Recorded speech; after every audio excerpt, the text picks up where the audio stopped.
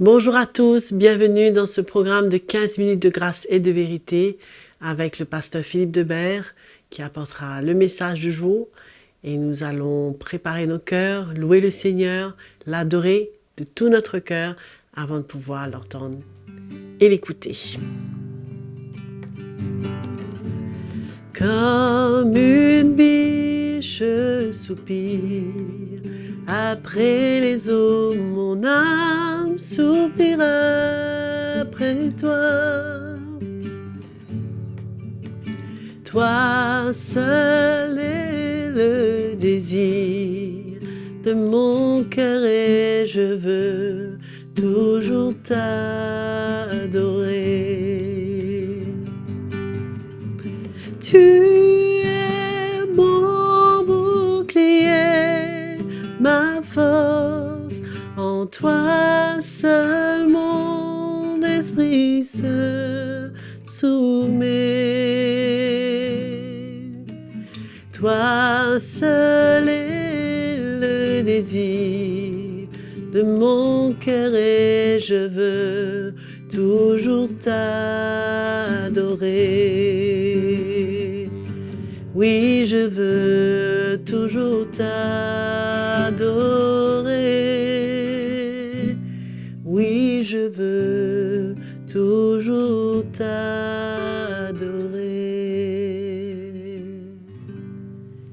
Alléluia.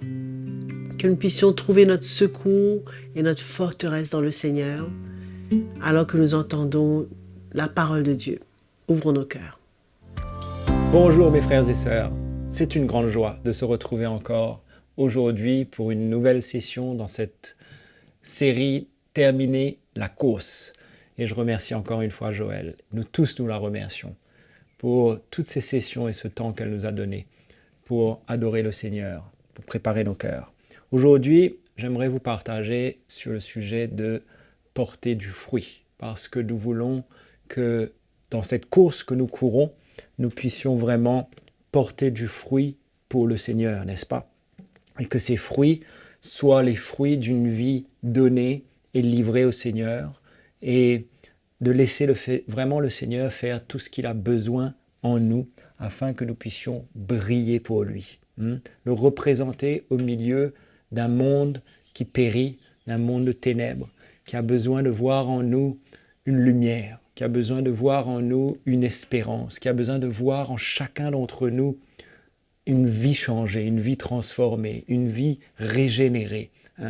Ils ne veulent pas voir des hommes, des femmes religieux, des chrétiens de nom, mais le monde a besoin de voir que nous appartenons au Seigneur, que nous sommes remplis de la vie de Jésus, que le Seigneur nous a changés, nous a transformés.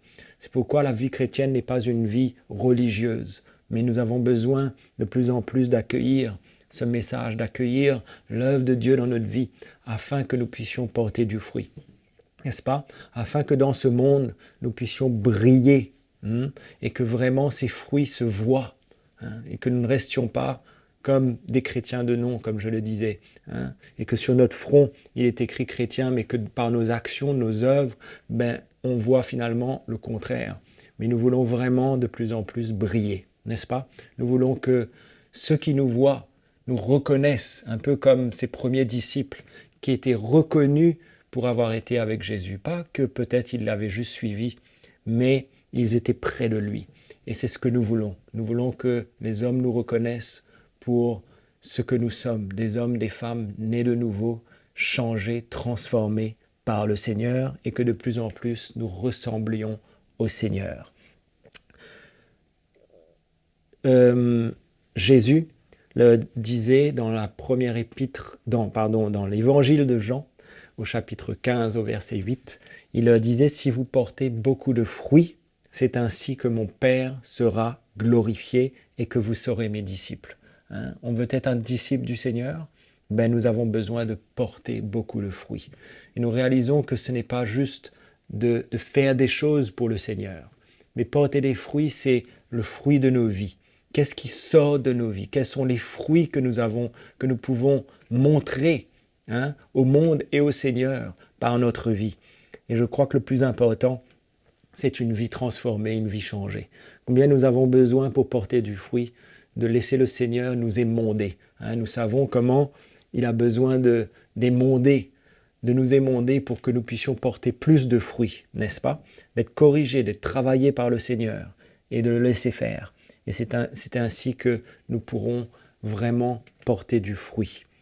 Dans la deuxième épître de Timothée, au chapitre 2, au verset 6, il lui dit, il faut que le laboureur travaille avant de recueillir les fruits. Donc ça nous parle de ce prix à payer, ce prix à payer de notre vie en fait, pour en récolter les fruits. Les fruits, c'est cette vie de Christ en nous.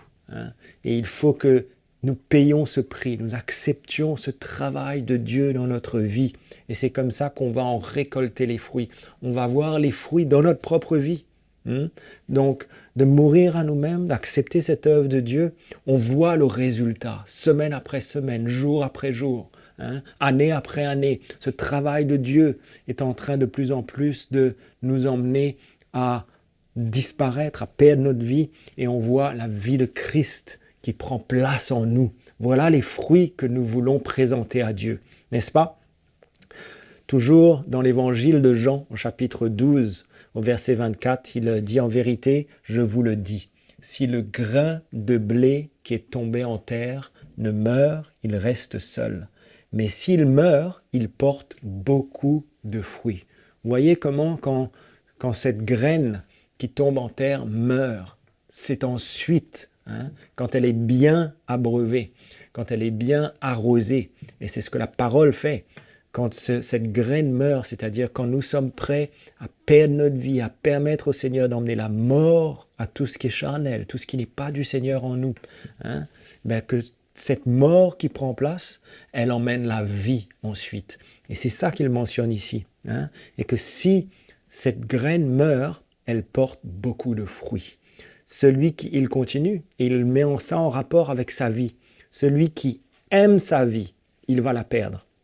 Mais celui qui est sa vie, ça veut dire celui qui est disposé, prêt à renoncer à sa vie, à renoncer à lui-même, en d'autres mots, de porter sa croix, comme Jésus nous disait. Celui qui est sa vie dans ce monde, il la conservera. Ça parle de la vie éternelle, ça parle de ce qui vient après. Il dit, il la conservera pour la vie éternelle. Il y a toujours le but, il y a toujours ce qui vient après. C'est pas juste, on ne peut pas considérer notre vie comme juste ce qui est en train de se passer sur cette terre. On court cette course pour une récompense, pour ce qui nous attend. L'apôtre Paul disait aux Romains, au chapitre 6, au verset 20, il dit « Lorsque vous étiez esclaves du péché, vous étiez libres à l'égard de la justice. » On n'était pas concerné par la justice de Dieu. On en était libre parce qu'on était esclaves de notre péché. Mais alors, il nous dit au verset 21, « Quel fruit portiez-vous alors ?» Frères et sœurs, nous ne portions aucun fruit pour le Seigneur en tout cas. Nous portions d'autres fruits. D'ailleurs, il dit « Des fruits dont vous rougissez aujourd'hui. » C'est vrai. Je ne veux même pas regarder en arrière. Ces fruits dont aujourd'hui je rougis. Mais la fin de ces choses, c'est la mort, il nous dit. Mais maintenant, verset 22, étant affranchis du péché, donc ayant été libérés de la puissance et du pouvoir du péché sur notre vie, il dit devenu esclave de Dieu. C'est tellement mieux d'être esclave de Jésus, esclave de Dieu. Et vous avez pour fruit, voilà les fruits, quand on est esclave de Dieu. Quand on s'ouvre à l'œuvre de Dieu dans notre vie, quels sont les fruits? La sainteté et pour fin, la vie éternelle. On ne peut pas séparer encore une fois notre marche avec le Seigneur, qui n'est pas juste le salut. Le salut, c'est quand on rentre dans le royaume de Dieu. Mais il y a toute cette phase, cette étape tellement importante à partir de notre salut, jusqu'au dernier jour, jusque soit à notre mort, soit quand Jésus reviendra. Nous avons besoin de nous assurer que nous portons du fruit, et ce fruit, c'est la sainteté. Nous courons notre course, la course de la sanctification. Nous l'avions mentionné dans une session précédente. Et la fin de cela, c'est la vie éternelle. hein. Nous portons nos regards sur la vie éternelle, sur cette récompense. Et l'apôtre Paul, aux Éphésiens, il leur disait au chapitre 5, verset 8, « Autrefois, vous étiez ténèbres. » N'est-ce pas? Vous vous souvenez, frères et sœurs, d'où nous sortons. « Maintenant, vous êtes lumière dans le Seigneur. Marchez comme des enfants de lumière. » Donc, nous ne pouvons pas marcher comme avant. Nous marchons maintenant comme des enfants de lumière. Et il dit au verset 9, « Car le fruit de la lumière, voilà le fruit maintenant de cette œuvre de Dieu, de cette manière, de cette détermination que nous avons de marcher dans la sainteté. Le fruit de la lumière consiste en toutes sortes de bonté, de justice et de vérité. » Voilà les fruits, la bonté, ce travail de Dieu qui nous emmène à avoir un bon cœur, d'être bons. Hein? Nous n'étions peut-être pas bons, peut-être nous avions une bonne nature, d'autres non.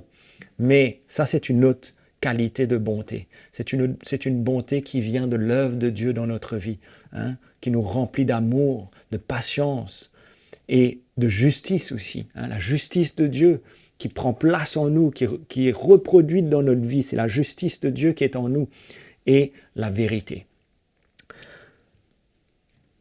Dans Colossiens, l'apôtre Paul dit au chapitre 1, au verset 9, qu'il ne cesse de prier pour eux. Et il demande à Dieu qu'il soit rempli de la connaissance de sa volonté.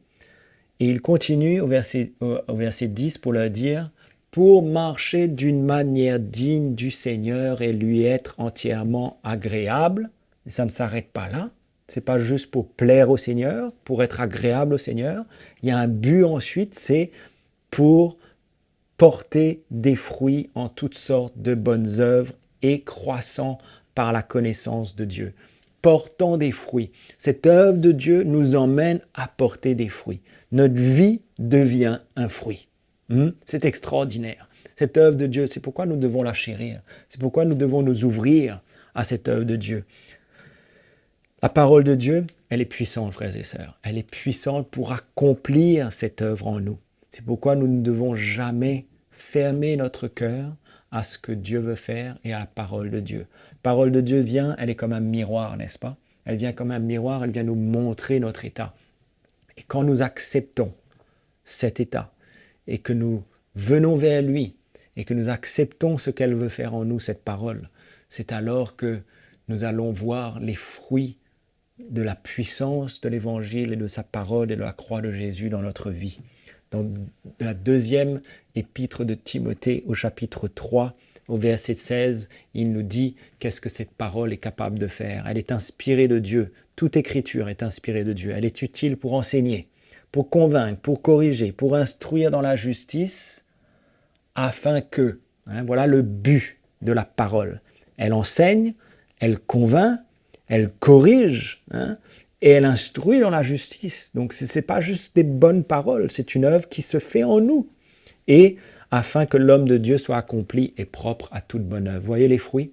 Les fruits, c'est que cette parole, quand elle est à l'œuvre, elle nous rend capables d'être comme le Seigneur veut qu'on soit et de porter du fruit et d'être propre à toute bonne œuvre, toutes ces œuvres que le Seigneur a préparées pour ceux qui l'aiment et que nous pourrons ainsi porter beaucoup de fruits, est une bénédiction pour tous ceux qui nous entourent. Voilà mes frères et sœurs. Donc, portons du fruit. Et le fruit le plus précieux, c'est ce changement extraordinaire que Dieu veut accomplir en nous. Voilà mes frères et sœurs, que ces paroles puissent vous encourager à continuer cette route, permettre au Seigneur de faire tout ce qu'il veut en vous. On se retrouve demain. Nous avons entendu de la part du Seigneur lui-même à travers ce message du pasteur Philippe Debert et je suis sûr que vous avez été encouragés comme moi dans cette session. Bien sûr, vous êtes invités à vous abonner, à vous connecter à notre chaîne YouTube CTMI. Et si vous avez des questions, des commentaires, un témoignage, envoyez-les sur l'adresse qui est affichée à l'écran. Que le Seigneur vous bénisse et vous protège, vous accompagne dans cette journée. À bientôt.